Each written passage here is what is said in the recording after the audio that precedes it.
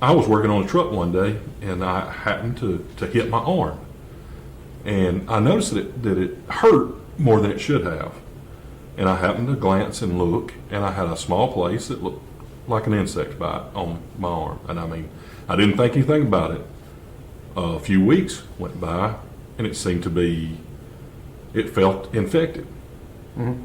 Now let me ask you, when you first noticed it, do you think that the trauma caused it, or was it just that it was it was there previously and it just brought your attention to it? Exactly. Yes, sir. I hit it in a way that it's, there's something that should hurt more than it should have. I see. Okay. There was more pain involved. Okay. And it just, it progressed from, that was in September.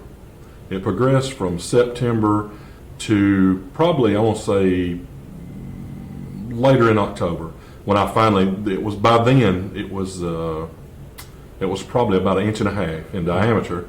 I went to the doctor, and they looked at it, and like I said, my physician, and he said, we need to do some things there. They did a swab, did a culture, sent it off. Immediately put me on Bactrim, the medication, for 2 weeks. I took the medication. It did not respond at all. Matter of fact, it maybe even looked a little worse the next time. 2 weeks later, went back to the doctor, and he said, I don't like that.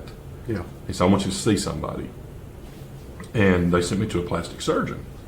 And he said, well, I'm not going to, I said, we'll do a biopsy. They did the first biopsy, sent it off. They gave me medicine, more antibiotics to take in the meantime. And the biopsy came back. They scheduled me to do a skin graft. Mm. And the day before the skin graft, the doctor called and said, I'm not going to. He said, something about this does not add up. And he said, we're not going to do it. So it took me a couple more weeks to get back to the doctor again. And after the first biopsy, it was twice the size that it was originally. Each time a biopsy was done, it became larger.